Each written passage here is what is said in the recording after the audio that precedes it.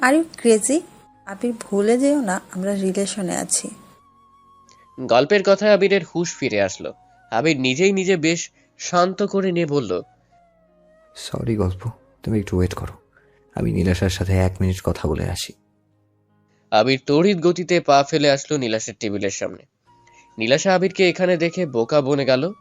নীলাশা আবিরের দিকপানে একদৃষ্টিতে তাকিয়ে আছে। আবির দৃষ্টিপাত করলো ছেলেটার দিকে। এরপর আবিরের মুখের গম্ভীর রাগী ভাবটা চলে গিয়ে হাসি রেখা ফুটে উঠল। আজ আর গলায় রাশভারী ভাব নেই। সহজভাবে কিঞ্চিত হেসে ছেলেটাকে বলল, আরে তমাল, তুই এখানে? কেমন আছিস বন্ধু? তবালো খানিক অবাক নয়নে এক পলক আবিরকে অবলোকন করে জবাব দিল, আরে আবির যে, কতদিন পরে দেখা। আমি ভালো আছি, তুই কেমন আছিস? এই তো আলহামদুলিল্লাহ। তাই এখানে কেন? আর সাথে এই দুজনকে? নিশ্চয়ই একজন আমার ভাবি। ভাবির সাথে পরিচয় করিয়ে দিবি না? শিওর, আসলে আমি এখনো বিয়ে করিনি। বলতে পারিস গার্লফ্রেন্ডের সাথে মিট করতে এসেছি।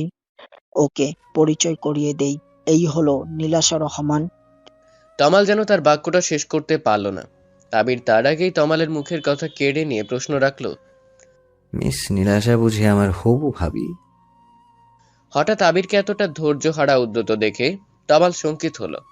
খানিকটা বিরক্ত ভাব নিয়ে বলল, একটু ধৈর্য ধর না। নীলাশা রহমান আমার শালিকা, মানে আমার গার্লফ্রেন্ডের একমাত্র বেস্টু। আর এই হলো তিন্নি জামান, মানে আমার একমাত্র গার্লফ্রেন্ড। আবির যেন নিজের রূপে ফিরে আসলো মুহূর্তে।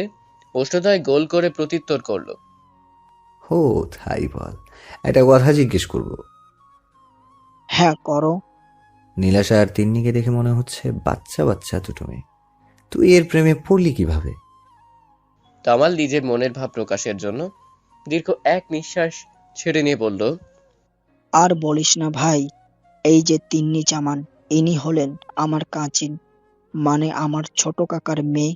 ইনি নাকি আমাকে খুব ছোটবেলা থেকে ভালোবাসে, কিন্তু আমাকে কোনোদিন বুঝতে দেয়নি। আর আমিও বুঝতে পারিনি। বাসা থেকে আমার বাবা মা বিয়ের কথাবার্তা জানাচ্ছে, তারপর থেকে দেখি ইনি শুধু কেঁদে কেঁদে বুক ভাসাচ্ছে। আমার সাথে আগের মতো কথাও বলে না। তখন আমার ডাউট হলো। আমি সরাসরি গিয়ে এনাকে জিজ্ঞেস করলাম, তিন্নি, তুই কি আমাকে ভালোবাসিস? সে তো কেঁদে কেটে একসাথ হঠাৎ আমার বুকে ঝাঁপিয়ে পড়ে বলল, ভাইয়া, আমি তোমাকে অনেক অনেক ভালোবাসি। প্লিজ ভাইয়া, তুমি অন্য কাউকে বিয়ে করো না। তুমি বাবা চাচ্চুকে বলো তুমি আমাকে বিয়ে করতে চাও। ব্যাস, আর কি। মেনে নিলাম তার প্রস্তাব।